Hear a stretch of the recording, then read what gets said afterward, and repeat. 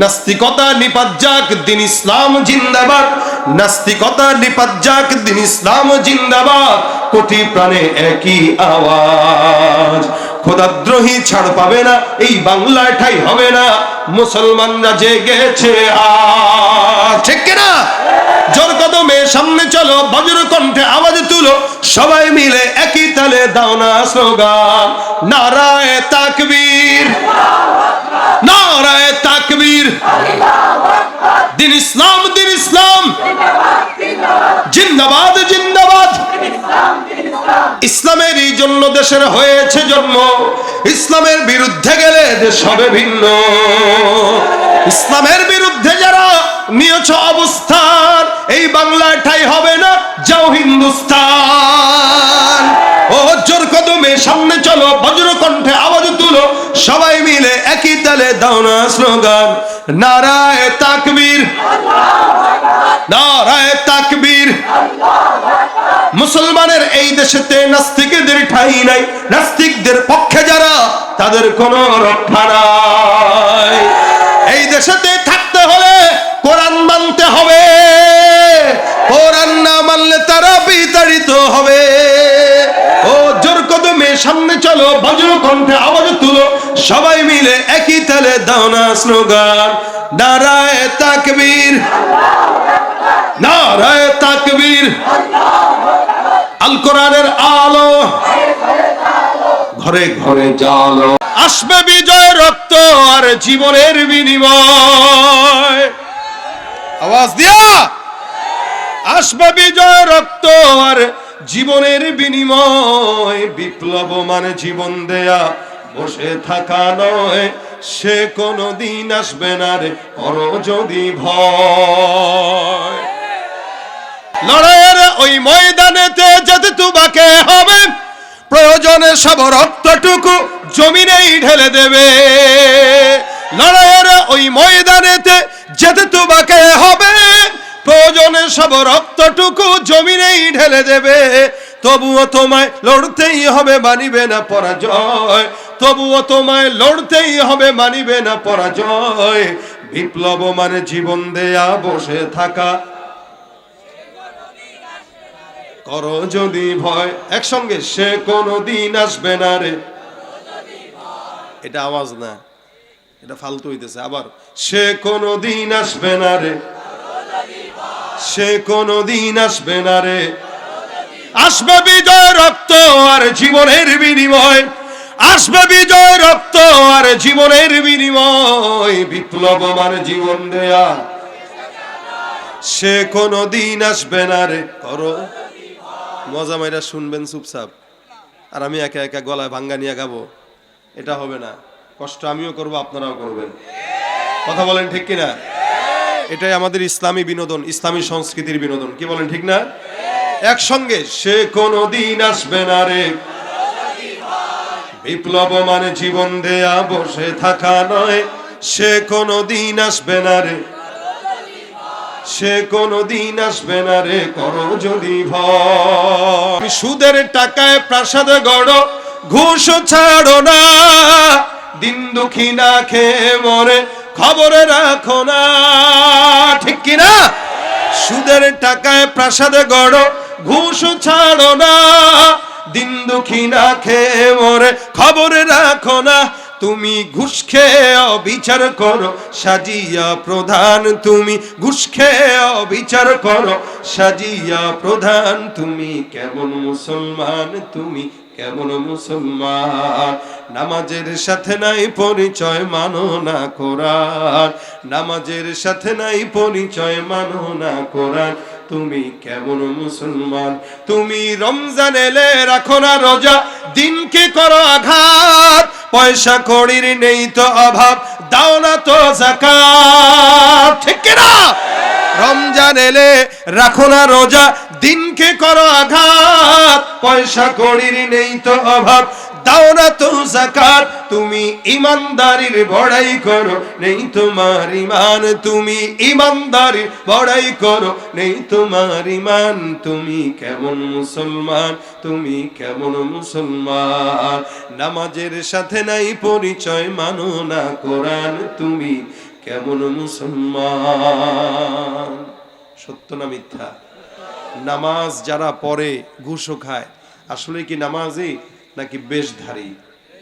বেশধারী। তুমি পারো করতে মোচন অভাব দুঃখী লোকে, তুমি পরম মুক্তিদাতা মালিকে জগতের, তুমি পারো করতে মোচন অভাব দুঃখী লোকের, তুমি পরম মুক্তিদাতা মালিক এ জগতের।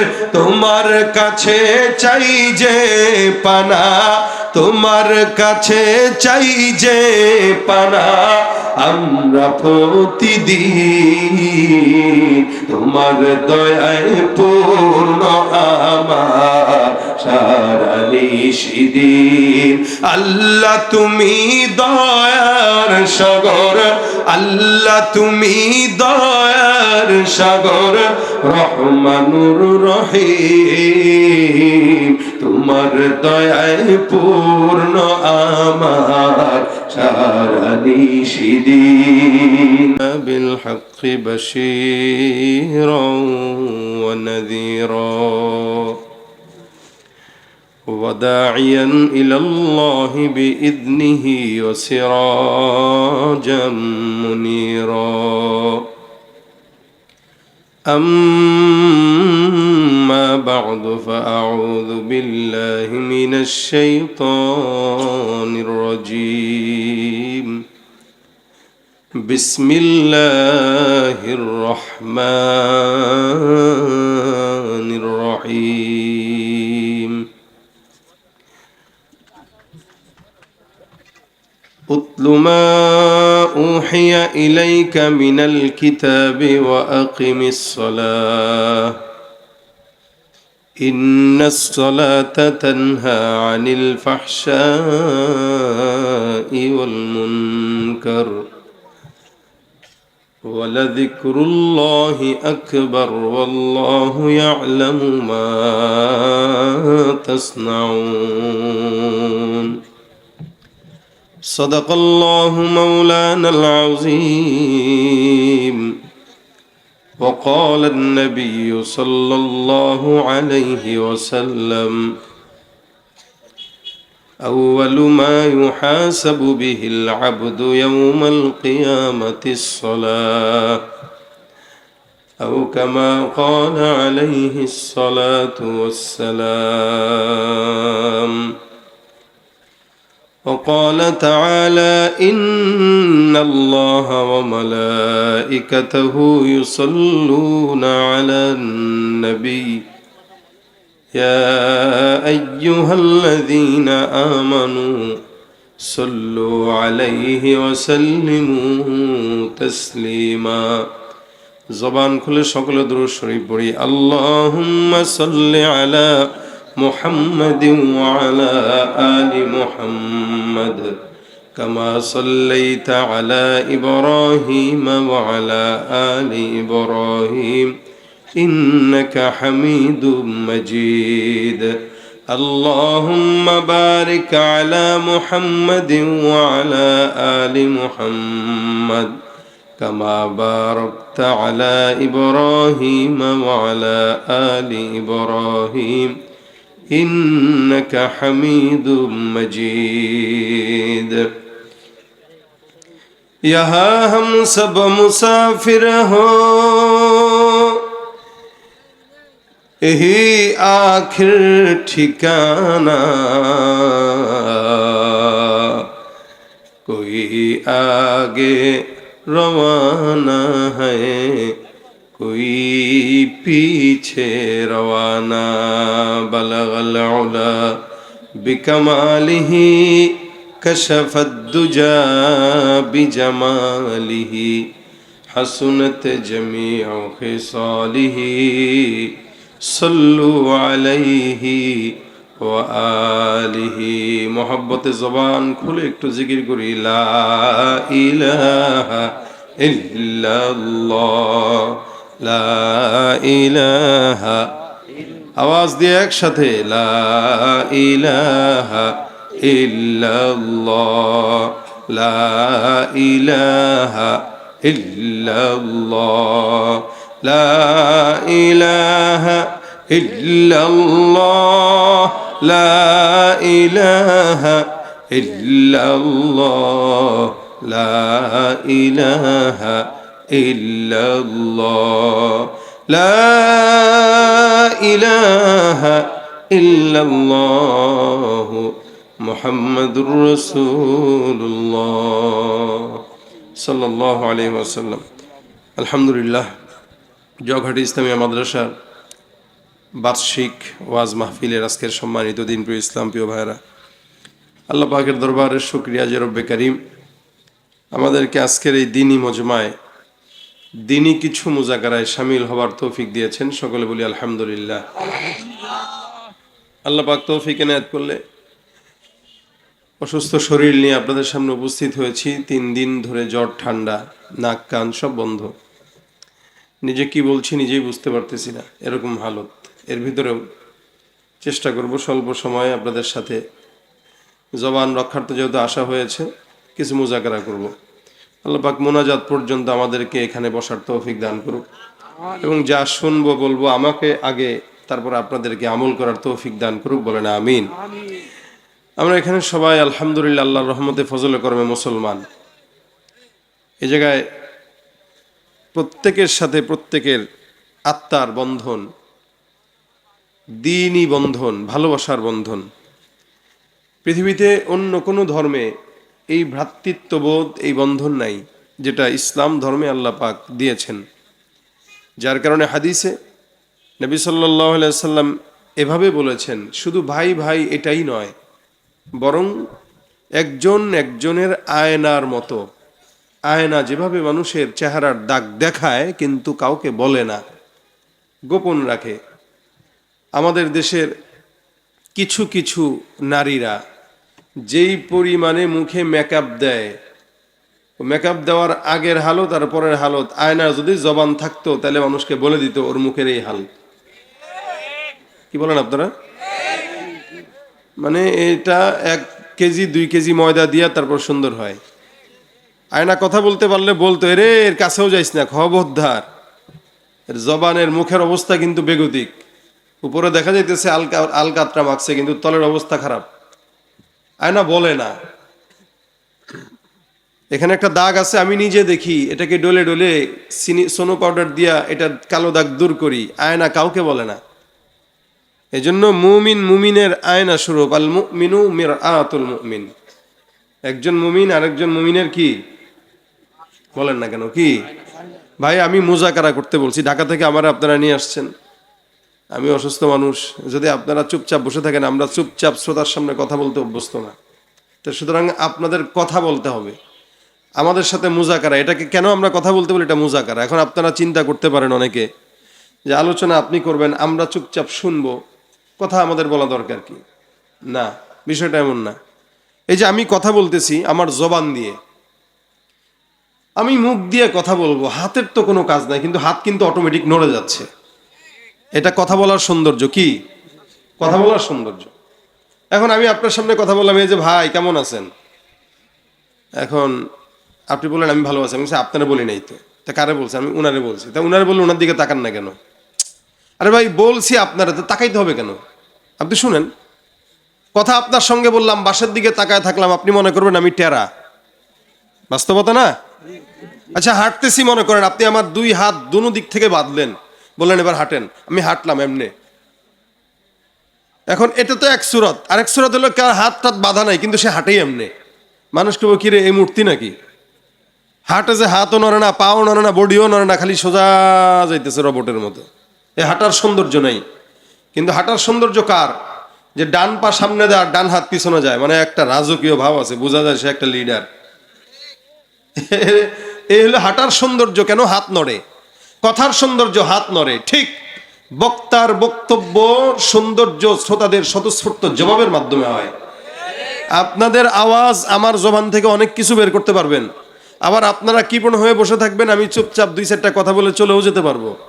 কারণ বয়ান সারা বছর করতে হয়, এত শরীরে জুত নাই, তো শ্রোতা যদি জুতের হয় তাহলে জুত অটোমেটিক বেড়ে যায়।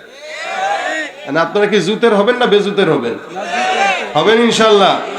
আওয়াজ দিয়ে দেখা দেন নারায়ে তাকবীর, আরো জোরে লিল্লাহে তাকবীর।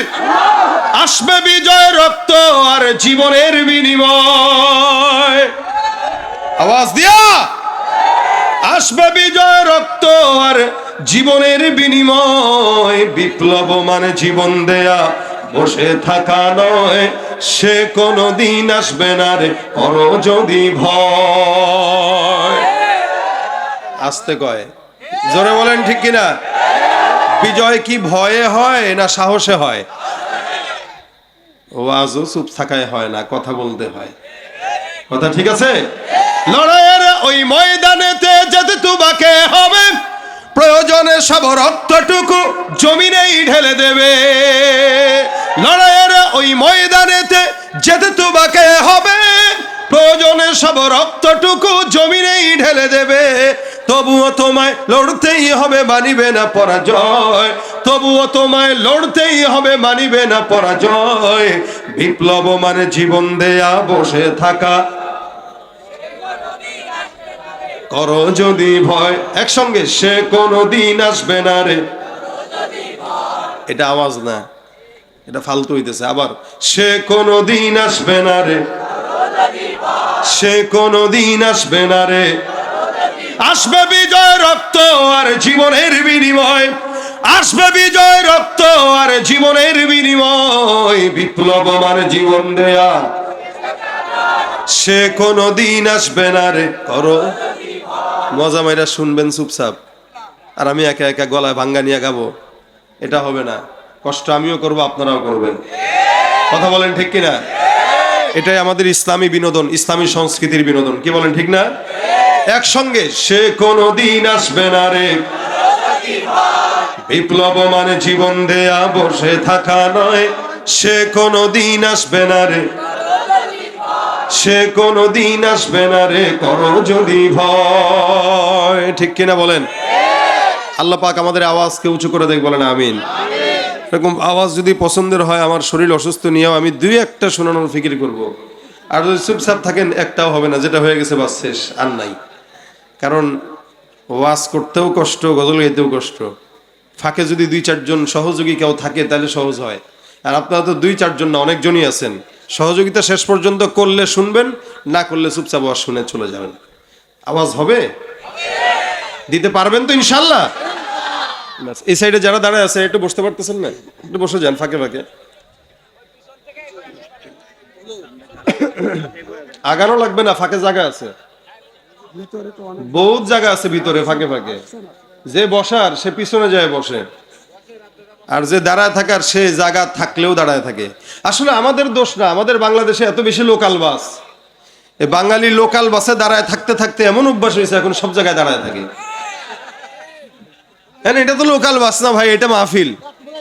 নিজে বসেন, অন্যকে বসার জায়গা করে দেন। যারা স্বেচ্ছাসেবক আছে এরা বাদে সবাইকে বসায় দেন।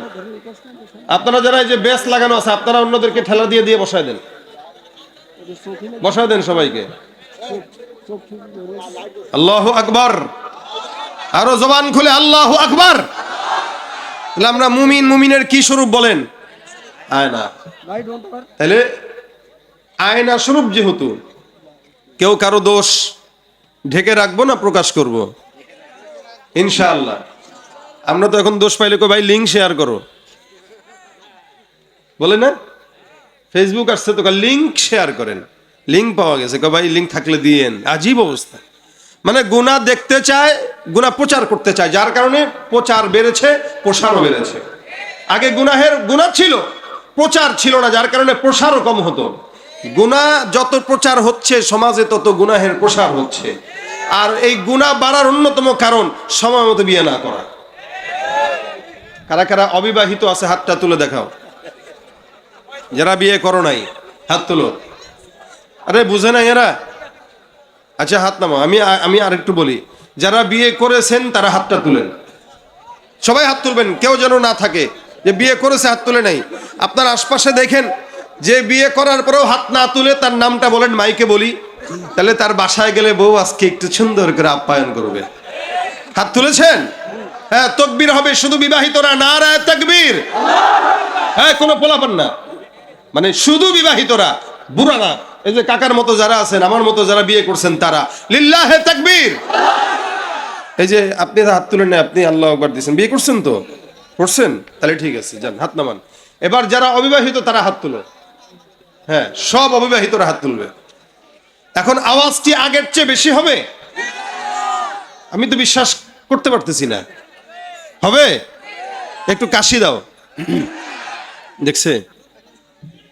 তার মানে এরা বিয়ে করতে রাজি, ঠিক না? আচ্ছা, হাত নামা। আজকে দেখলাম কে জানি বিয়ে করছে 15 বছর বয়সে। বাংলাদেশে একজন মেয়ে বিয়ে করছে 15 বছর বয়সে। এখন এটা নিয়ে সংবাদ মাধ্যম হচ্ছে, মিডিয়ায় প্রচার হচ্ছে যে তাদের কি শাস্তি হইতে পারে। কেন শাস্তি হবে? 15 বছরে বিয়ে করছে এই কারণে, অর্থাৎ বাল্য বিবাহ। দেখেন, আমাদের দেশে এই সমস্ত নারীবাদী নাস্তিক মন মানসিকতার লোকেরা বাল্য বিবাহের প্রতি যতটা যত্নবান, বাল্য প্রেমের বেলায় তারা ততটাই বেখবর। অর্থাৎ বাল্য বিবাহ করলে জায়েজ নাই, বাল্য প্রেম যে কইরা বেড়ায় ওটার দিকে কারো নজর নাই। বাল্য বিবাহর আগে বাল্য প্রেম রোধ করা দরকার। বাংলাদেশের আনাচে কানাচে, স্কুল কলেজ ভার্সিটির গাছের তলায় তলায় 10-12 বছরের সন্তানেরাও নারী নিয়ে, তার সমতুল্য মেয়ে নিয়ে ঘুরে ঘুরে বেড়াইতেছে, মার সামনে, বাবার সামনে। এনে কয় বাল্য বিবাহ এদেশের আইনে নাই। কোরআনের আইনে তো আছে, কথা বলে না কেন? বালেগ হয়ে গেছে বিয়া দিয়ে দেন, কোরআনের আইন তো আছে। কোরআনের আইন যদি কেউ মানে, দেশের আইন গোল্লায় গেলে যাক, আমাদের আপত্তি নাই, কিন্তু আল্লাহর আইন তো মানছি ইনশাআল্লাহ।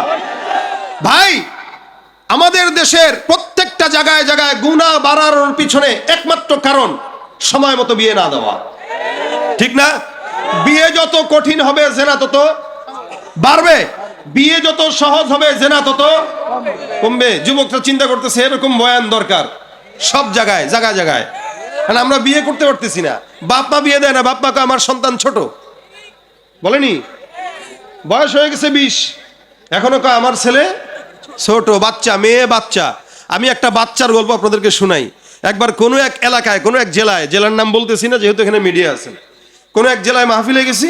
যাওয়ার পরে ওই জেলার মাহফিলের সভাপতি সাহেব সুন্দর করে তার বাসায় আপ্যায়ন করছেন।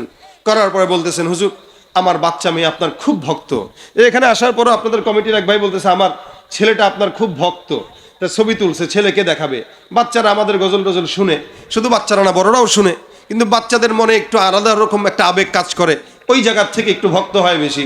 আমার বাচ্চাগুলো আমার বেশি ভক্ত, খালি আমার গজল ছাড়া কিচ্ছু শুনে না, আমার এই দেখবে সারাদিন। তো এইটা বাচ্চাদের মনের একটা ভালোবাসা। আর আমি চিন্তা করছি বাচ্চার দোহাই দিছে, যাক ভালো যে বাচ্চাটা আপনারা দেখবে, ওকে নিয়ে আসেন, সমস্যা কি, বাচ্চা মানুষ আনেন। কিছুক্ষণ পরে আমরা বসে রইলাম, উনি আমি আর কয়েকজন আছে এখানে, 2-1 জন। হুট করে একটা মেয়ে ঢুকলো, হিজাব টিজাব পড়া। তা আমার ঢুকার সময় আসসালামু আলাইকুম হুজুর, ভালো আছেন? সাইকুম আছে না, সালাম এরকম দেয় আমাদের দেশে, সাইকুম। এখন এই টাইপের সালাম দিয়েছে, ঢুকছে। আমি ওয়ালাইকুম আসসালাম, উনি কে, ভুলে ঢুকছে কিনা। কিছুক্ষণ পরে পিছনে দেখি সভাপতি ঢুকছেন, দেখো হুজুর আমার মেয়ে, একটু দোয়া টোয়া দিয়ে দেন। তারা কাম সারছে। এখন পরে বলতেছি, দেখেন আমি কো আচ্ছা দোয়া, আল্লাহ আপনার মেয়েকে সুস্থ রাখুক, আল্লাহ পাক মনের আশা পূরণ করুক, ঠিক আছে ভালো থাকেন, হুজুর একটু দোয়া টোয়া করেন। আমি কি ঠিক আছে দোয়া করবো, আপনি যান। এখন কিছুক্ষণ পরে বললাম, সভাপতি সাহেব তার মেয়ে কি করে? হুজুর এই বাচ্চা মানুষ, আমার মেয়েটা আমার একটা মাত্র মেয়ে, আমার আদরের, আমার কলিজা, হুজুরে ওর জন্য একটু দোয়া করবেন। ওকে কি করে উনি? হুজুর অনার্সে পড়তেছে, এবার একটু দোয়া করেন। অনার্সে পড়তেছে, সে কি বলেন তো আপনারা? এই যে আমার সামনে নিজে নিয়ে আসলো ছোট মেয়ে বলে, বাবার কাছে তো সবাই ছোট, মার কাছে সবাই ছোট। আমার 3 বাচ্চা, এরপর আমার মা আমারে মাঝে মাঝে বাবু কই ডাকে আমার মার কাছে, কারণ আমি আমার সংসারের ছোট ছেলে। ওই জায়গার থেকে আমার মা আমারে এখনো বাবু ডাকে, কারণ ছোটবেলার থেকে ওইভাবে ডেকে অভ্যস্ত, কখনো এটা সেটা বলে ডাকে আর কি, মারা যেমনে ডাকে। আমি মাঝে মাঝে মানুষের সামনে ডাকলে আমি আম্মারে বলি, আম্মা এই কি ধরনের ডাক ডাকেন আপনি আমার মানুষের সামনে, এই লজ্জা করে না? তো কিসের লজ্জা, লাথি দিবানো দেরি একদম। আমার বাড়ি তো মাগুরা ভাই, আপনাদের বাসার পাশাপাশি আমার বাসা, আমাকে লাথি দিবানো দেরে। কোন দিন বড় হয়েছিস তুই? আরে কয় কি যান, ঠিক আছে লাথি দেন, যাই করেন, বাবু ডেকেন না। তা মা বাবার কাছে আমরা তো বাচ্চা, কিন্তু একটা যুবকের কাছে যদি একটা যুবতী নিয়ে এসে আমার বাচ্চা, তাহলে এই বাচ্চা ভেবে যদি আদরটা করে দেয় তাহলে এই বিপদ। কথা বুঝে না? যারা বুঝার তারা বুঝেন, যেগুলো বুঝেন না এগুলো হাসাও দরকার নেই, ঠিকঠাকও কোয়া দরকার নেই, সব কথা তোমাকে বুঝতে হবে না। এখন অবিবাহিত যেগুলা, এগুলা যে খালি বয়স 20-22 বছর হইলেই বুঝে এরকম না। অনেক সময় আমাদের দেশে আমি যতটুকু না বুঝি, আমার চাইতেও 8-9 বছরের ফলে তার চেয়ে বেশি বুঝে। এই জন্য পর্দার বিধান কিন্তু এগুলোর উপরেও আছে, কারণ এ বেশি বুঝে, পাক না, এই পাকনার লগেও পর্দা করবেন। যেগুলো অবিবাহিত বয়স হয়েছে, আল্লাহ পাক এদের বিয়ের ব্যবস্থা করে দেখ। সুবহানাল্লাহ, দাঁড়ায় আমিন কইতেছে সে, চিন্তা করছেন? আমিনের ঠেলায় দাঁড়ায় গেছে অর্ধেক। তাহলে অবিবাহিত যারা, তারা একবার তাকবীর হবে, লিল্লাহে তাকবীর। আওয়াজ কি এতটুকুই আছে? আরেকটু বাড়বে, বাড়বে। এটা জুত নাই, এই পোলাপান গুলার জোরও নাই, জুতও নাই। লিল্লাহে তাকবীর। আলহামদুলিল্লাহ, আল্লাহ পাক এই মজমাকে কবুল করুক, আমাদের আজকের আশা বসা সব নাজাতের উসিলা বানায় দেখ, বলেন আমিন। এমন ছিল আমরা মুসলমান হিসেবে আল্লাহ পাক আমাদেরকে পাঠিয়েছেন, দায়িত্ব দিয়েছেন। ইসলামের মৌলিক ভিত্তি মুসলমান হিসেবে আমাদের জানা উচিত, এবং আমরা আশা করি জানি। কয়টি? হ্যাঁ বলেন না, সবাই বলেন। 5টি। ইসলামের মৌলিক ভিত্তি 5টি। এই 5টির সর্বপ্রথম রাসূল বলেন, বুনিয়াল ইসলামু আলা খামসিন, শাহাদাতি আল্লা ইলাহা ইল্লাল্লাহ ওয়া আন্না মুহাম্মাদুর রাসূলুল্লাহ। ইসলামের মৌলিক 5টির ভিতরে সর্বপ্রথম কালেমা পাঠ করা, লা ইলাহা ইল্লাল্লাহ মুহাম্মাদুর। এটা পড়ে আমরা কি হই? মুসলমান হই। এটা তো ইসলাম কবুল করার সবচেয়ে বড় মাধ্যম। এখন তো মুসলমান হইলেন, হওয়ার পরে কি কাজ? 2 নাম্বার কি? ইকামাতিস সালাহ, কালেমা, নামাজ, রোজা, হজ, যাকাত। এই 5টা ইসলামের মৌলিক ভিত্তি। কিন্তু ঈমানের পরে সর্বপ্রথম এবং সর্বোত্তম যেই আমল, সেটা হচ্ছে সালাত তথা নামাজ। ঈমানদার তো হয়ে গেলেন কালেমা পড়ে, এরপরে ঈমানকে ঠিক রাখবেন কি রাখবেন না, এটার জন্য নামাজ দরকার। রাসূল বলেন, একজন কাফের একজন মুমিনের ভিতরে সবচেয়ে বড় পার্থক্য হলো নামাজ। যে ঈমানদার সে নামাজ পড়বে, যে কাফের সে পড়বে না, এটাই স্বাভাবিক। আমাদের দেশের ঈমানদারেরা নামাজ পড়ে না, যার কারণে সকালে ফজরের নামাজের চিত্র একরকম, জুমার নামাজের চিত্র একরকম। ফজরের নামাজ দেখলে মনে হয় এদেশে কোনো ঈমানদার নাই, সব নাস্তিক। আর জুমার চিত্র দেখলে মনে হয় এদেশে কোনো নাস্তিক নাই, সবই ঈমানদার। কি কথা বুঝেন নাই? জুমার নামাজে লোকের অভাব নাই, ফজরের নামাজে লোক খুঁজে পাওয়া যায় না, অথচ ঈমানদার দাবি করে নামাজ নাই, রোজা নাই, যাকাত নাই, হজ নাই, বাস দাবি করে ঈমানদার। এজন্য আল্লাহ রাসূল বলেন, ইকামাতিস সালাহ, নামাজ প্রতিষ্ঠা করো। ঈমানদার হইছো, তো ঈমানকে টিকা রাখার জন্য নামাজ। কারণ ঈমান এটা মুমিনের কমে আর বাড়ে। আল্লাহ রাসূল অন্য হাদিসে বলেন, আল ঈমান হুয়া ইয়াজিদু ওয়া ইয়ানকুসু। ঈমান এটা বাড়ে আর কমে। বাড়ে কমে মানে লাইটের ভোল্টেজ যখন বাড়ে পাওয়ার বাড়ে, ভোল্টেজ যখন কমে তো পাওয়ার কমে। এক সাহাবী রাসূলের কাছে বলতেছেন, ইয়া রাসূলুল্লাহ, আমার ঈমান যে আছে না নাই এটা বুঝবো কিভাবে? নবী বলেন, যন্ত্র আছে তো। বলে, কি যন্ত্র? আল্লাহ রাসূল বলেন, মসজিদে যাও, নামাজে দাঁড়াও, তেলাওয়াত করো। যদি মসজিদে গেলে নামাজ পড়লে তেলাওয়াত করলে দিলে শান্তি লাগে, বুঝবা ঈমান ঠিক আছে। আর যদি দিলে অশান্তি লাগে, বুঝবা ঈমান ঠিক নাই। ঘুষ খাইলে যদি মজা লাগে, তাহলে বুঝবা ঈমান ঠিক নাই। সুদের কারবারি করো, মজা লাগে, ঈমান ঠিক নাই। অর্থাৎ ভালো কাজ ভালো লাগবে, খারাপ কাজ খারাপ লাগবে, এ হলো ঈমানের আলামত। আর ভালো কাজ ভালো লাগে না, খারাপ কাজ খারাপ লাগে না, এটা হলো কুফরির আলামত, বেঈমানের আলামত। এখন আপনার ঈমানকে টিকায় রাখার জন্য খারাপ কাজ থেকে বেঁচে থাকতে হবে, নেক কাজ করতে হবে। এটার জন্য 1 নাম্বার উপায় হলো নামাজ। কি বলেন? আল্লাহ পাক বলেন, ইন্নাস সালাতা তানহা আনিল ফাহশাই ওয়াল মুনকার। নিশ্চয়ই নামাজ এমন একটা ইবাদত, যে ইবাদতটা বান্দা যখন পূর্ণাঙ্গভাবে আদায় করে, আল্লাহ পাক রব্বুল আলামিনের ওই বান্দার নামাজটা বান্দাকে যাবতীয় সকল প্রকার গুনাহ থেকে বান্দার হেফাজত করে। সকল প্রকার গুনাহ, ফাহশা ওয়াল মুনকার, এখানে 2টা শব্দ ব্যবহৃত হয়েছে। ফাহেসা গুনাহ মানে যত ইচ্ছাকৃত গুনাহ, অর্থাৎ গালিগালাজ, এটা সেটা মানুষ ইচ্ছাকৃত যে সমস্ত গুনাহ করে এটাকে বলা হয় ফাহেসা। আর মুনকার মানে অনিচ্ছাকৃত গুনাহ, কিন্তু সে ইবাদত মনে করে করতেছে, এই টাইপের গুনাহ। অনেক মুহাদ্দিসিন একটা মুফাসসিরিন একটা এভাবে বলেন যে এটা সে গুনাহ মনে করে করে না, নেক মনে করে করতেছে কিন্তু আসলে গুনাহ, অথবা সে জানেই না কিন্তু গুনাহ, এগুলো মুনকার। তাহলে কেউ যদি নামাজ আদায় করে ইচ্ছায় অনিচ্ছা যত গুনাহ হবে সব গুনাহ থেকে নামাজ তাকে কি করবে? হেফাজত করবে। বলেন কি করবে? বাঁচায় দিবে। অর্থাৎ নামাজ আর ঘুষ একসঙ্গে হবে না, নামাজ আর সুদ একসঙ্গে হবে না। কিন্তু আমাদের দেশে অধিকাংশ নামাজিরা আছে যারা ঘুষের সঙ্গে জড়িত, দুর্নীতির সঙ্গে জড়িত, চাঁদাবাজির সঙ্গে জড়িত, সন্ত্রাসীর সঙ্গে জড়িত, সুদের টাকার সঙ্গে জড়িত। আছে কিনা নাই?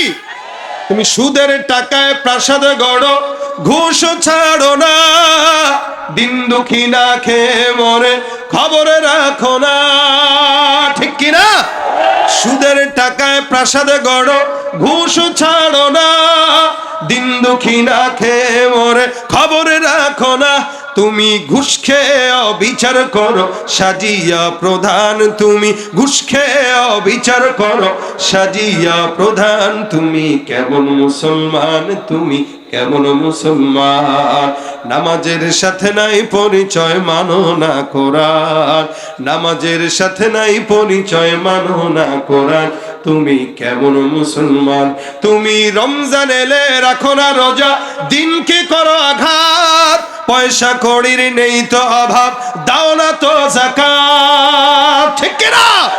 রমজান এলে রাখো না রোজা, দিনকে করো আঘাত, পয়সা কড়ির নেই তো অভাব, দাও না তো যাকাত। তুমি ইমানদারির বড়াই করো, নেই তোমার ইমান, তুমি ইমানদারির বড়াই করো, নেই তোমার ইমান। তুমি কেমন মুসলমান, তুমি কেমন মুসলমান? নামাজের সাথে নাই পরিচয়, মানো না কোরআন, তুমি কেমন মুসলমান? সত্য না মিথ্যা?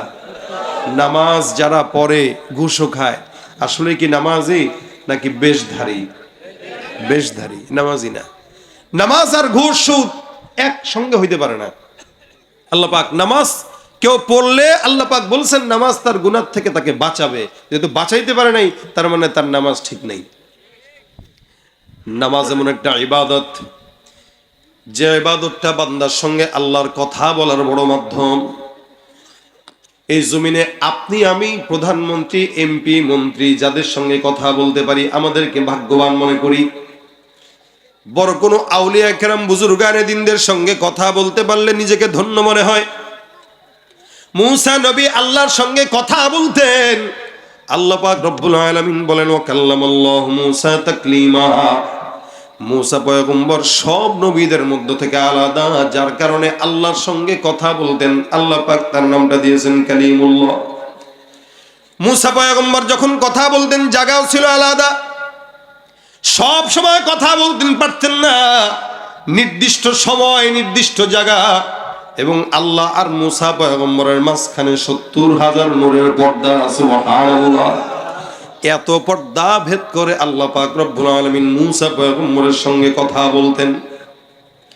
মূসা নবীকে আল্লাহ পাক ডাক দিয়া বলেন, মূসা আমি আল্লাহ পাক রব্বুল আলামিন তোমার সঙ্গে কথা বলি, নির্দিষ্ট জায়গা নির্দিষ্ট পর্দা আছে, আল্লাহ পাক রব্বুল আলামিন তারপরে তোমার সঙ্গে কথা বলে।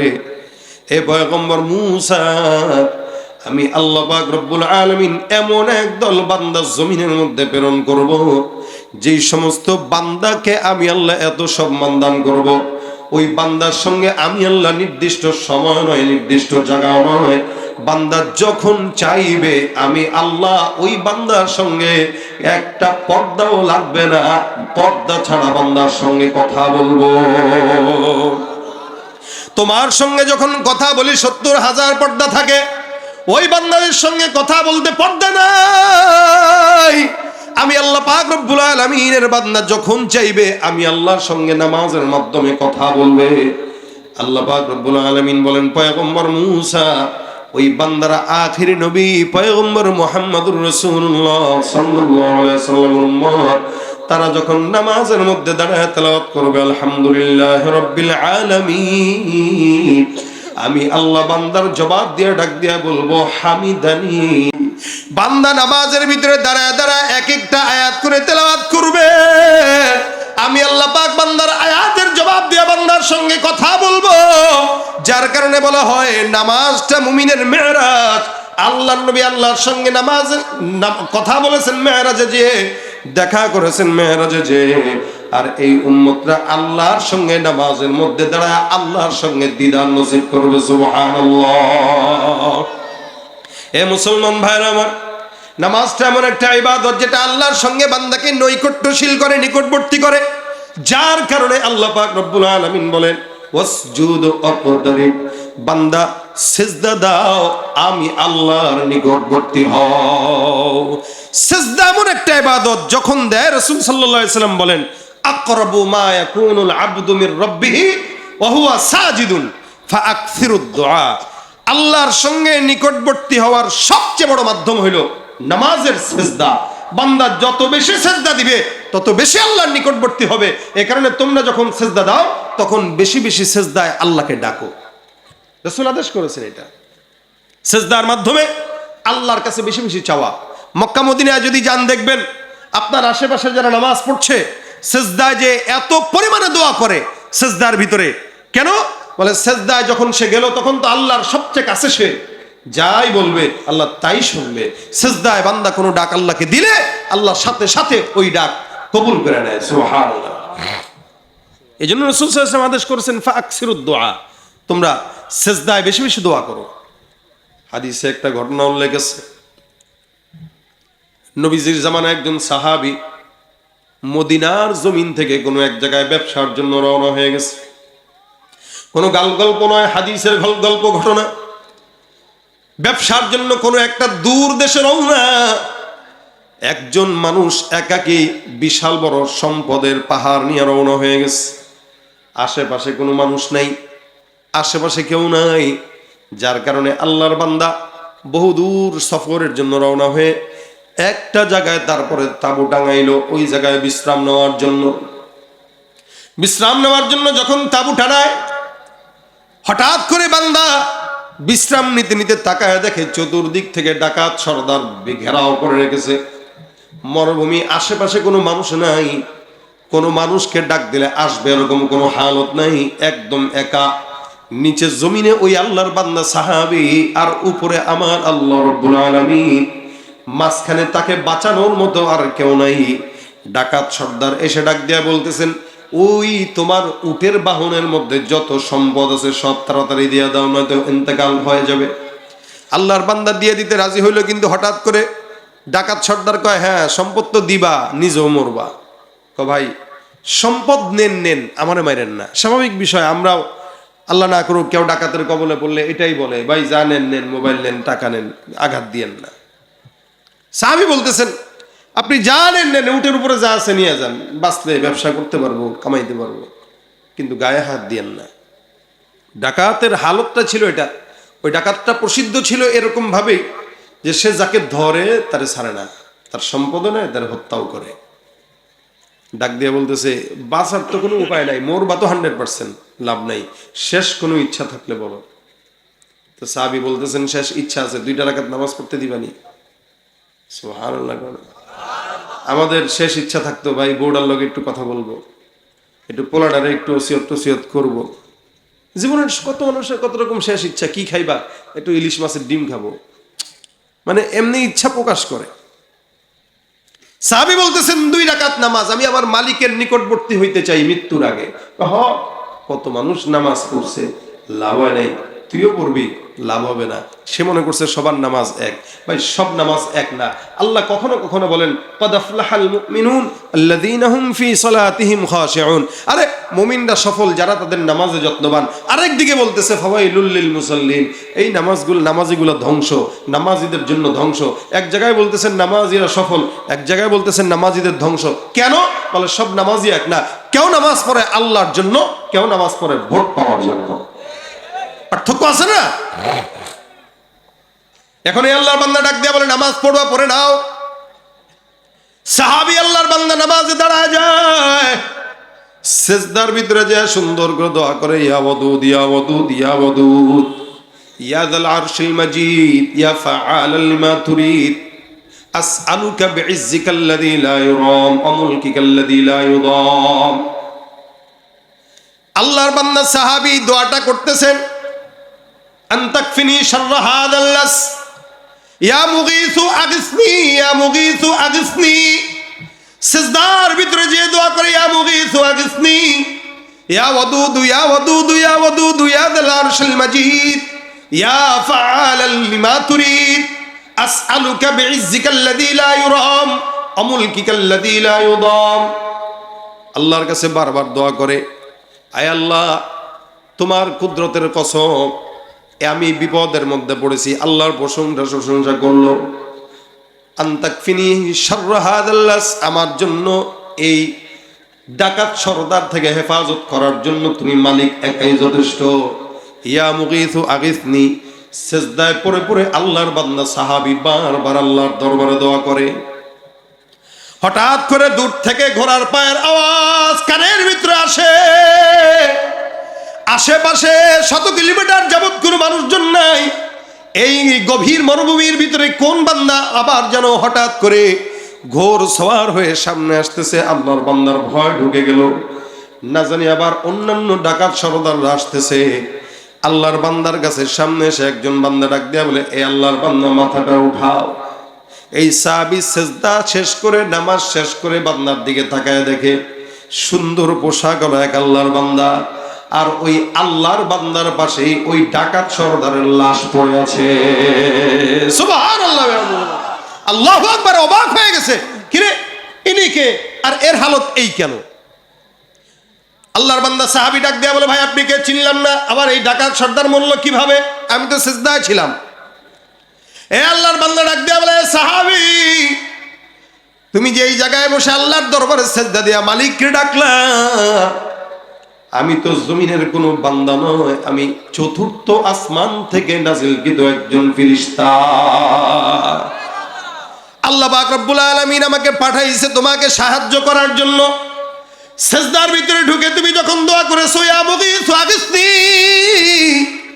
আমার আল্লাহর দরবারে আওয়াজ পৌঁছায় যায়। আমি চতুর্থ আসমানে কাজে ব্যস্ত ছিলাম, আল্লাহর জিকিরে মগ্ন। হঠাৎ করে কানের ভিতরে আওয়াজ, আমার আল্লাহ ডাক দেয়া বলে, এ ফেরেশতার দল, জমিনে এক আল্লাহর বান্দা বিপদের মধ্যে পড়েছে, কে যাবা? আল্লাহ পাকের আওয়াজ আসার সঙ্গে সঙ্গে আমি দাঁড়ায় গেলাম, মালিকরে বললাম, আল্লাহ তোমার এই ছোট্ট ফেরেশতাকে তোমার একজন বান্দার খেদমত করার সুযোগ দিয়া দাও। আমি আমার আল্লাহর আদেশ পাওয়ার পর চতুর্থ আসমান থেকে তোমার কাছে আসলাম। তুমি যেইভাবে সিজদারত অবস্থায় মালিককে ডাকছো, আসমানে খবর পৌঁছায় গেছে, আল্লাহ পাক আদেশ দিয়েছে আমি যেন তোমাকে বাঁচানোর জন্য ডাকাত সরদারকে হত্যা করে তোমাকে নিরাপদে তোমার গন্তব্যে পৌঁছায় দেই। সাহাবী যখন আল্লাহ পাক রব্বুল আলামিনের প্রশংসা করলেন, আল্লাহর নবী বলেন, ফাকসিরুদ দুআ, সিজদারত অবস্থায় দোয়া করো, আল্লাহর দরবারে যাও, আল্লাহ পাক রব্বুল আলামিন দেন। মনে রাখবেন, গভীর রাত মেম্বারে ডাকলেও মেম্বার শুনে না, চেয়ারম্যানরে ডাকলেও চেয়ারম্যান শুনে না। কিন্তু যেই বান্দা পাহাড় সমান, সমুদ্রের ফেনার সমান গুনাহ নিয়ে আল্লাহর দরবারে সিজদায় পড়ে কান্দে, গভীর রাতে কেউ ডাক না শুনলেও একমাত্র শোনার মতো আছেন কে? তুমি পারো করতে মোচন অভাব দুঃখী লোকে, তুমি পরম মুক্তিদাতা মালিকে জগতের, তুমি পারো করতে মোচন অভাব দুঃখী লোকের, তুমি পরম মুক্তিদাতা মালিক জগতের।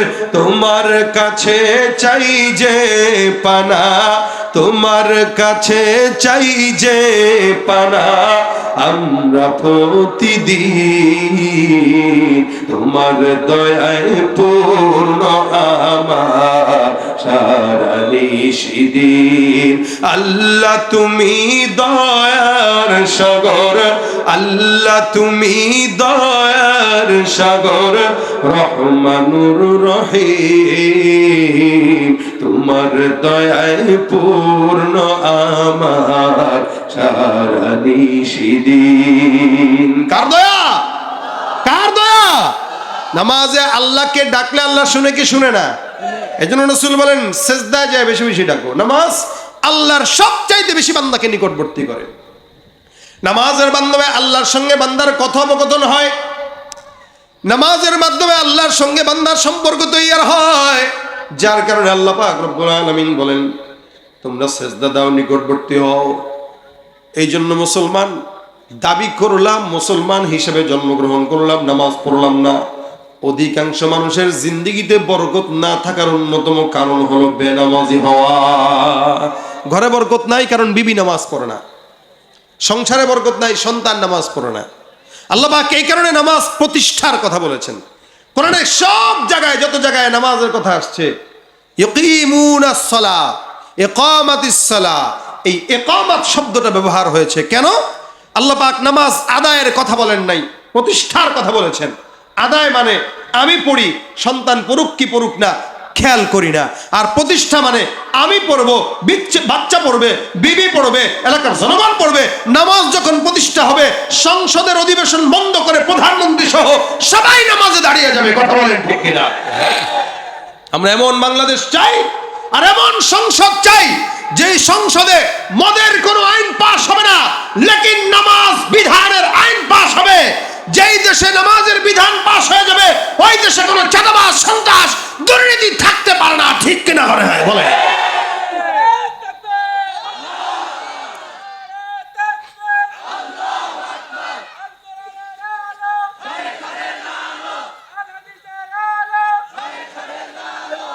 নামাজ কি লাগবে? প্রতিষ্ঠা। বলেন কি লাগবে? এলাকায় যারা দায়িত্বে আছেন আপনাদের জন্য কথা। কেউ যদি চেয়ারম্যান হয়, এখন তো চেয়ারম্যান মেম্বার নাই, সামনে আবার নির্বাচন আসলে চেয়ারম্যান মেম্বার হবে। এলাকার এমপি যদি থাকে কেউ, বাস তাদের দায়িত্ব হলো অন্তত আমি আমার এলাকায় নামাজের বিধান কায়েম করব। আমি আমার এলাকায় কোনো আজানের সময় কোনো দোকানপাট বন্ধ থাকতে পারে না। ভাই এক সাহাবী, এক তাবেঈ ছিলেন বিখ্যাত, সাঈদ ইবনুল মুসাইয়িব রাহমাতুল্লাহ আলাইহি, বহুত বড় একজন বিখ্যাত তাবেঈ ছিলেন। ওনার আদত ছিল, যদিও সাহাবা তাবেঈদের আদত ছিল এটা যে নামাজের প্রতি তারা যত্নবান ছিলেন। বিখ্যাত এই তাবেঈ সাঈদ ইবনুল মুসাইয়িব আজানের আগে আগে মসজিদে যেতেন, সব সময় আজানের আগে আগে যেতেন। একবার ওনার খাদেম ওনাকে প্রশ্ন করলো যে হযরত, নামাজ পড়লেই তো হয়, জামাতের সাথে নামাজ পড়বেন, আল্লাহ পাক নামাজে যত্নবান হইতে বলছেন, তো নামাজে যত্নবান, কিন্তু সব সময় 5 ওয়াক্ত আমি আমার জিন্দেগিতে আপনাকে দেখেছি যে আপনি আজানের আগে আগে মসজিদে যান, আধা ঘন্টা আগে মিনিমাম মসজিদে হাজির হয়ে যান। কেন? অনেক সময় কাজের ব্যস্ততায় 10 মিনিট পরে গেলে সমস্যা কি? নামাজ তো পড়লেন। আগে আগে যাওয়ার কারণ কি? সাঈদ ইবনুল মুসাইয়িব বলেন, শোনো, আজানের আগে আগে কেন যাই? আজানটা তো দেয় মুয়াজ্জিন, কিন্তু কার তরফ থেকে ডাকা হয়? আল্লাহ। এই শব্দগুলো কে শিখাইছেন? আল্লাহ। আল্লাহু আকবার, আল্লাহু আকবার, আশহাদু আল্লা ইলাহা ইল্লাল্লাহ, আশহাদু আন্না মুহাম্মাদুর রাসূলুল্লাহ। কত চমৎকার শব্দ! এই শব্দগুলো তো আল্লাহই শিখাইছেন। দেখেন, যখন নামাজ ফরজ হয়, নামাজের সময় তখন সাহাবা আজমাইনের সাথে রাসূলের বৈঠক বসছে। তা কোন শব্দ দিয়ে বান্দাকে আজানের জন্য ডাকা যায়, নামাজের জন্য ডাকা যায়? রাসূল বলতেছেন, এই তোমাদের কোনো মাশওয়ারা থাকলে বলো, কিভাবে আজানে নামাজের জন্য ডাকবো? এক সাহাবী বলতেছেন, হুজুর আজানের সময় হয়ে গেলে ঘন্টা বাজায় দিব। রাসূল বলেন, না, এটা হয় না।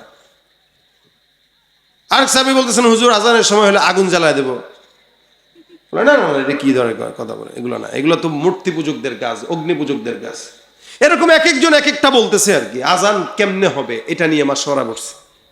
নবী সাল্লাল্লাহু আলাইহি ওয়াসাল্লাম বলেন, সিদ্ধান্ত ফাইনাল না, একটা কাজ করো, আমরা অপেক্ষা করি, কালকে আবার বসি, এর ভিতরে তোমরাও ভাবো দেখি আল্লাহ পাক আমাদের কিছু দেয় কিনা। এক সাহাবী রাত্রেবেলা ঘুমাইছে, আব্দুল্লাহ ইবনে যায়েদ ইবনে আব্দুর রাব্বি। রাতের বেলা ঘুমায় স্বপ্ন দেখে কোনো একজন লোক তার কাছে আইসা আজানের সমস্ত শব্দগুলা এটা শিখাই দিয়ে বলছেন, শোনো আজান দিলে হইলে এই শব্দগুলা দিয়ে বলবা, তাহলে এগুলোই উত্তম শব্দ। স্বপ্নে শিখাই দিছে। সুবহানাল্লাহ। সাহাবী ঘুম থেকে জেগে রাসূলের কাছে দৌড়, হুজুর পেয়ে গেছি। বলে কি পাইছি? আজানের যে শব্দগুলা হবে, আজকে ঘুমে স্বপ্নে দেখলাম একজন আল্লাহর বান্দা, হয়তো ফেরেশতাও হইতে পারে, এসে আমারে এই সমস্ত শব্দ শিখাইছে। রাসূল বলেন কি শব্দ একটু বলো। তা সাহাবী বলছেন, আল্লাহু আকবার, আল্লাহু আকবার, আশহাদু আল্লা ইলাহা ইল্লাল্লাহ, আশহাদু আন্না মুহাম্মাদার রাসূলুল্লাহ, হাইয়া আলাস সালাহ, হাইয়া আলাল ফালাহ, আল্লাহু আকবার, আল্লাহু আকবার, লা ইলাহা ইল্লাল্লাহ। এগুলো বলে হ্যাঁ, সব চমৎকার সুন্দর শব্দ, এর চেয়ে তো উত্তম শব্দ হইতে পারে না। এখন এক কাজ করো, সবচাইতে গলার আওয়াজ বেশি কার, তারা ডাকো।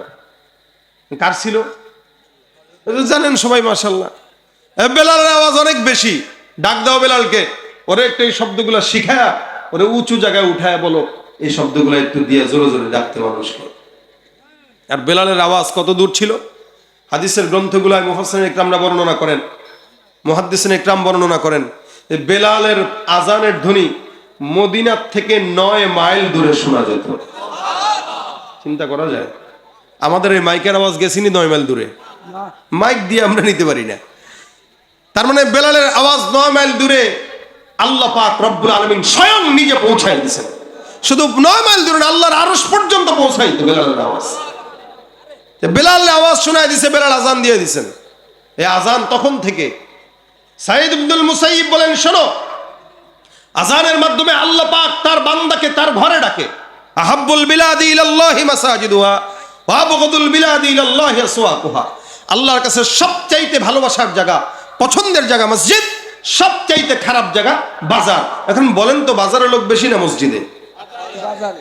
আরে সুবহানাল্লাহ, বাজারে গেলে বাজারে লোক বেশি তো বেশি, মহিলা বেশি। খারাপ জায়গায় খারাপরা যায়। মহিলার জাত কিন্তু ভালো, মা বোনদের জাত সম্মানের জাত, ভালো যারা এরা এত যায় না। যাদের স্বামীর বাজারের প্রতি রুচি নাই, অর্থাৎ স্বামী একটা জিনিস আনলে থু এটা কোনো রুচির কাতারে পড়ছে, এটা কোনো কালার হয়েছে, এরাই মার্কেটে যায়। এখন এই মার্কেটে লোক বেশি, মসজিদে নাই।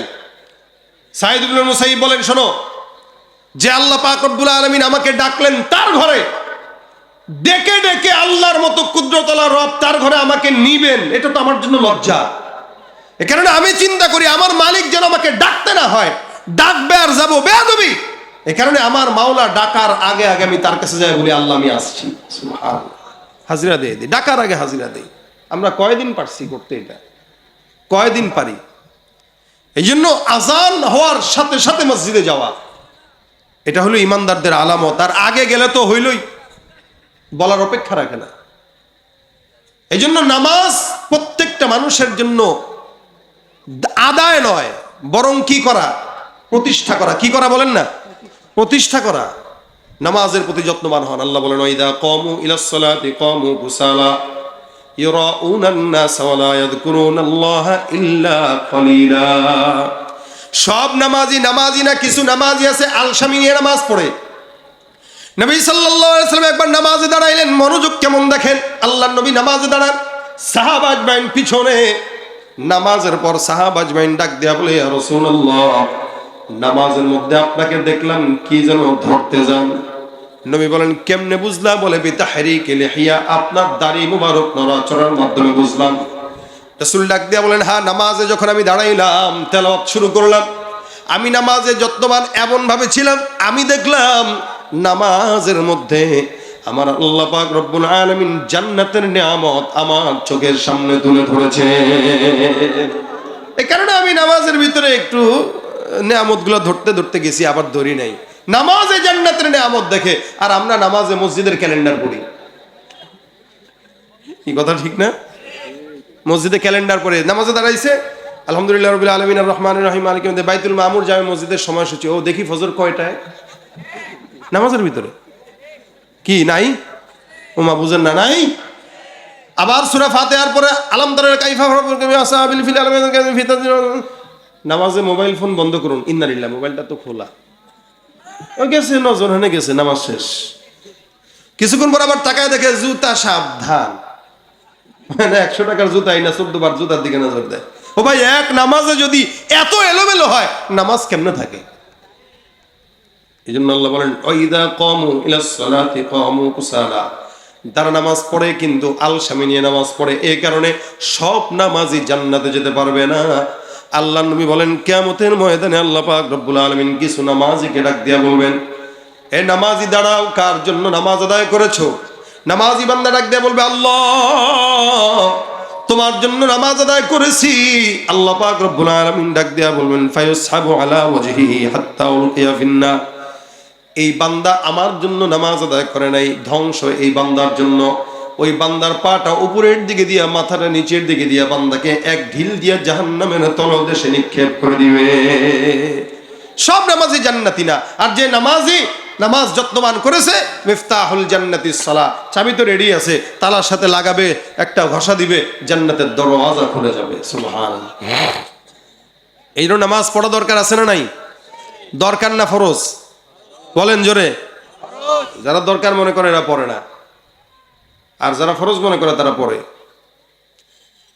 পাগলে প্যান্ট আর লুঙ্গিরে দরকার মনে করে, কারণ পাগল কোনোদিন প্যান্ট লুঙ্গি পরে, কোনোদিন পরে না, ল্যাংটা থাকে। আচ্ছা, আমি যে জুব্বা পরেছি এটা দরকার, যাই পড়ছি। ফারা পাঞ্জাবি পরলেও কোনো সমস্যা ছিল না। গেঞ্জি পরে আসলেও আপনারা এমনি বলতেন যে হুজুরে গেঞ্জি পরে কেমনে ওয়াজ করে, এমনি বলতেন, কিন্তু পাগল বলতেন না। কিন্তু যদি মোটামুটি কিছুই যদি না থাকে, তাহলে কি বলবেন? পাগল বলবেন। মনে করেন পাগড়ি টাগড়ি সবই আছে, একটা লোক মসজিদে নামাজ টামাজ পড়তেছে, নিচের দিকে তাকা দেখেন লুঙ্গি নাই।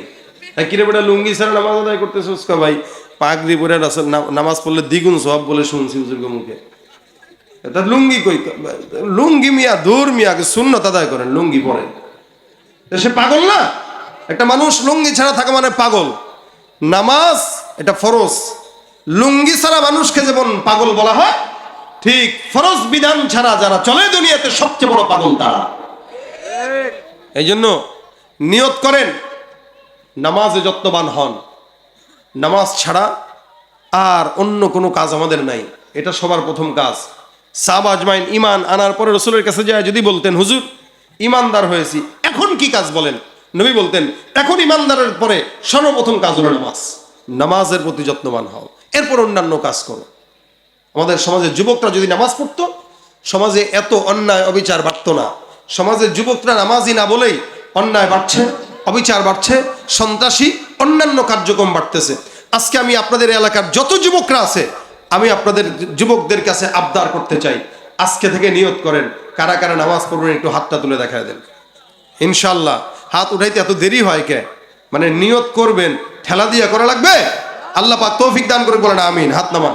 এই যে যারা নিয়ত করেছেন, যদি 10 জন মানুষ যদি নামাজের নিয়ত করে যে আজকে থেকে নিয়ত, ভাই যৌবন বয়সটা নামাজের বয়স, বুড়া বয়স না। বুড়া বয়সটা হলো যেগুলো পড়বেন এগুলো হলো বোনাস, যৌবন বয়সটা হলো আসল। কারণ বুড়া বয়সে অজু রাখা যায় না। এক অজু করতে গেলে 2 বার অজু ভাঙে, পা ধুইতে গেলে একবার ভাঙে, মুখ ধুইতে গেলে একবার ভাঙে, আবার নামাজ পড়তে দাঁড়ায় সেজদা দিতে উঠতে গেলে আবার ভাঙে, বারবার ভাঙে। কিন্তু জওয়ান বয়সে আসরের নামাজের অজু দিয়া এশারের নামাজ পড়া যায়। এই জন্য আল্লাহর হাবিব বলেন, 7 প্রকার মানুষ আল্লাহর আরশের নিচে ছায়া পাবে, অকলবুহু মুআল্লাকুন বিল মাসাজিদ। এর ভিতরে 1 নম্বর অন্যতম হচ্ছে যাদের অন্তর মসজিদের সঙ্গে জোড়া লেগে থাকে। সুবহানাল্লাহ। তাহলে আমরা আমাদের অন্তরকে মসজিদের সঙ্গে জোড়া লাগায় রাখবো। মসজিদ আমাদের ঘর বানায় নেব, যে এটাই আমার ঘর, আমি এখান থেকে বের হই শুধু আমার অন্যান্য কাজ করার জন্য, বাকি সময় আমি এখানেই কাটাই। এই দেখবেন যেই ব্যক্তি বিপদে পড়লে মসজিদে যায়, সেজদা দেয়, সে যেই শান্তি পায়, শান্তি অন্য কোনো জায়গায় পায় না। বিপদে পড়ার পরে মসজিদে একটু বসে দেখেন কতটা শান্তি। তাই আমাদের যুবকরা যেন নামাজ পড়ে। প্রত্যেকটা ঘরের স্বামীরা, তাদের দায়িত্ব হলো বিবি নামাজ পড়ে কিনা খেয়াল করা, সন্তান নামাজ পড়ে কিনা খেয়াল করা। এভাবে যদি খেয়াল করে করে আমরা নামাজি হয়ে যেতে পারি, ইনশাআল্লাহ আল্লাহ পাক রব্বুল আলামিন আমাদের জিন্দেগিতে বরকতময় করবেন, আমাদের সব কিছুকে বরকতময় করবেন। তো নামাজ ধর্ম তো ইনশাআল্লাহ, যুবকরা ধর্ম তো ইনশাআল্লাহ। আল্লাহ তৌফিক দান করে, বলেন আমিন। নামাজের মাধ্যমে কথা হবে আল্লাহর সাথে, আল্লাহর নিকটবর্তী হব, এবং নফল নামাজের সেজদাগুলোতে বেশি বেশি আল্লাহর দরবারে দোয়া করব। কি বলেন? বেশি বেশি দোয়া করবেন। দেশের জন্য দোয়া করেন। দেশের যে পরিমাণ তেলের সংকট চলতেছে, আল্লাহ যেন সংকট দূর করে দেয়। বলেন আমিন। আল্লাহ যেন এই যে ইরান আর আমেরিকা, ইসরায়েল, এই সমস্ত যুদ্ধ যেন আল্লাহ বন্ধ করে দেয়। আর আমিন জোরে বলেন মিয়া। নাকি আপনারা যুদ্ধ লাগলে খুশি? হ্যাঁ, ঠেলা তো বুঝেন নাই এখনো। আজকে ঢাকার থেকে আসতে যায় যত পাম্পে দাঁড়াইছি, আরে সুবহানাল্লাহ, মনে হইলো মানে এই দেশের মানুষ এত বেহায়া কেন বুঝি না ভাই। তেলের সংকট আমরা লাগাইছি কেন জানেন? তেল আছে হুন্ডায়, এরপর আবার গেছি। যেই লোক 50 টাকার তেল নিত, এই লোক এখন 500 টাকার তেল নেওয়ার জন্য প্রত্যেক দিন সিরিয়াল ধরে। কেন, দরকার কি? আর যেই জিনিসে নিষেধ করা হয়, আল ইনসানু হারিসুন ফিমা মুনিয়া, মানুষের হালতে হইলো যেই জিনিসের ব্যাপারে নিষেধ করা হবে ওই জিনিসের প্রতি খালি দৌড় দিবে। দেখি না এটা কি আছে, এটা তাকাইস না বেটা, তাকাইস না। কি ভাই একটু দেখি না, কয় বেটা দামি জিনিস, অন্য জিনিস, তাকাইস না, ধরিস না বেটা, দিছে হাত, তাকা দেয় ঘুর। ভালো হয়েছে না এবার? মানা করছিলাম না, ভালো ভাবছি তো কি না কি, এরকম অবস্থা হয়েছে আর কি। আমরা প্রতিনিয়ত আমরা যেভাবে চলি সেভাবে যদি চলতাম, তাহলে পেট্রোল পাম্পের মালিক গুলাও এত দান্দাবাজি করতে পারতো না। সবচেয়ে বড় দান্দাবাজ এরা, কেন জানেন? এরা জানে যে বাঙালি জাতির এখন তেলের প্রতি একটা ব্যাপার চলে আসছে, এখন বন্ধ রেখে দেবো পাম্প, একটু জমাবো, পরে 200 টাকা দিলে লিটার প্রতি দিব। ওদের এই ধান্দাবাজি বন্ধ করার জন্য আমাদের যে কাজ করতে হবে, আমাদের যতটুকু দরকার আগে যেভাবে নিয়েছি ওভাবে নেব। পেট্রোল পাম্পগুলোতে যে অযথা ভিড় জমায়েন না। এরা যখন দেখবে 2-3 দিন কিরে কোনো ভিড় নাই, কিছু নাই, না রে পাবলিক তো বুঝে গেছে, তখন ডাক দিয়ে ভাই আসেন, তেল আছে, নিয়ে যান। তখন আমরা কমু, তেল বিনা চলে না দুনিয়া, ঠিক না? এতদিন তোদেরকে আমরা তেল দিছি, এখন তোরা আমাদেরকে তেল দে, এরপর চিন্তা করবো তেল নিব কি নেবো না। আজীব অবস্থা। রাস্তাঘাটে তাকায় দেখেন না, লাইট মারে, ওই যে রাস্তার পাশে যে হোটেলগুলা লাইট দিয়ে ডাকে, আসেন নাকে। তখন তেল পাম্পের লোকরা আমাদেরকে এমনি ডাকবে। আপনারা ভিড় বন্ধ করে দেন, তেল আছে, চলেন না এক সপ্তাহ পরে যান, কিন্তু তেল শেষ হওয়ার আগে আবার ভরতেছেন কেন? এটা করে আমরা আরো এদের দাম বাড়াইছি, তেলের দাম বাড়াইছি। এই দেশের ভিতরে বুঝাচ্ছি যে তেলের সংকট, মূলত এত সংকট না, সংকট আমরা তৈরি করতেছি। সুতরাং আমরা যদি আমাদের প্রয়োজন ছাড়া পাম্পগুলোতে ভিড় না করি, তাহলে দেখবেন ওরাও ঠিক মতো আমাদেরকে তেল দিবে, দামও বাড়াবে না, আর দেশের অবস্থাও সুন্দর হয়ে যাবে। আজকে যত পাম্পে দেখলাম ভাই গ্যালান নিয়ে আসতেছে। ভাই ও কোনোদিন গ্যালান নিয়ে তেল নিছে? দেখছেন কেউ গ্যালান নিয়ে তেল নিতে? তো কেন ও গ্যালান নিয়ে যাবে? আজকে আবার দেখলাম আমাদের মাগুরাতেই সংবাদ প্রচার হয়েছে, মহিলারা নাকি তেল নিতে পাম্পে গেছে গ্যালান নিয়ে, স্বামীদের সহযোগিতায়। চিন্তা করছেন অবস্থা? এটা কি খাবে তেল নিয়ে? হুন্ডায় তেল আছে, থাকুক না, আলাদা আবার গ্যালানে দরকার কি দরকার বলেন? জমা করে কি করবে? এই কারণেই বাড়ছে দাম, নয়তো বাড়তো না। প্রতিনিয়ত আমরা যেভাবে চলছিলাম ওভাবে চললে সবকিছু ঠিক থাকতো। আমাদের দোষে আমরা সব পাম্পগুলা বন্ধ হবে। আজকে পেরেশানিতে পড়ে গেছি যে আল্লাহ, আমি তো যশোর যাবো, কেমনে যাবো? তো ভাগ্যিস এক জায়গা থেকে পাইছি। খুব পেরেশানিতে পড়ছি যে আমি যাবো কেমনে, আসবো কেমনে, এত দূরের রাস্তা। সব পাম্পের হালত এক। এই জন্য ভাই একটু বোঝার চেষ্টা করেন, দোয়া করবেন আল্লাহ পাক যেন দেশের পরিস্থিতি ভালো করে দেয়। সেজদা যে একটু দোয়া করবেন, আল্লাহ যেন এই দেশের অবস্থা ভালো করে দেয়। সুবহানাল্লাহ, কাকার তো দেখা যায় জুদ আছে ভালো। আল্লাহ পাক এই দেশের অবস্থা ভালো করে দেয়, বলেন আমিন। তার নামাজ পড়বো তো ইনশাল্লাহ, আমাদের মা বোনদেরকে পড়াবো, বাচ্চাদেরকে, বিবিদেরকে, ঘরের যাদেরকে দেখি প্রতিদিন অন্তত একজনকে নামাজের দাওয়াত দেব। তাহলে আজকের মজমার কামিয়াব এই জায়গায় হবে যে এখান থেকে যদি 5 জন নামাজি হই, অথবা যাওয়ার পরে 5 জনকে দাওয়াত দিতে পারি, তা আশা করা যায় ইনশাআল্লাহ আমাদের সমাজ সুন্দর হবে, দেশ সুন্দর হবে, আমাদের দেশের গুনাহ, অন্যায়, অবিচার এগুলো কমে যাবে। আল্লাহ পাক তৌফিক দান করুক, বলেন আমিন। নাস্তিকতা নিপাত যাক, দিন ইসলাম জিন্দাবাদ। নাস্তিকতা নিপাত যাক, দিন ইসলাম জিন্দাবাদ। কোটি প্রাণে একই আওয়াজ, খোদাদ্রোহী ছাড় পাবে না, এই বাংলায় ঠাই হবে না, মুসলমানরা জেগেছে আজ। ঠিক কিনা? জোর কদমে সামনে চলো, বজ্র কণ্ঠে আওয়াজ তুলো, সবাই মিলে একই তালে দাও না স্লোগান, নারায়ে তাকবীর, নারায়ে তাকবীর। দিন ইসলাম, দিন ইসলাম জিন্দাবাদ, জিন্দাবাদ। ইসলামেরই জন্য দেশের হয়েছে জন্ম, ইসলামের বিরুদ্ধে গেলে দেশ হবে ভিন্ন।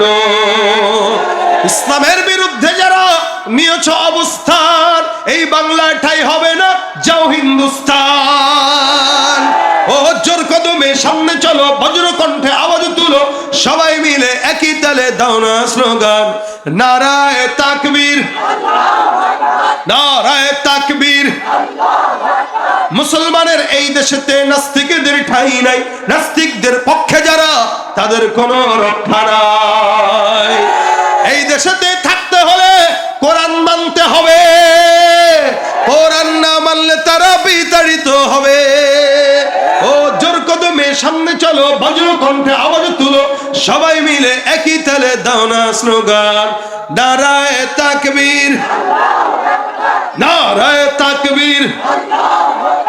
আল কোরআনের আলো ঘরে ঘরে জালো।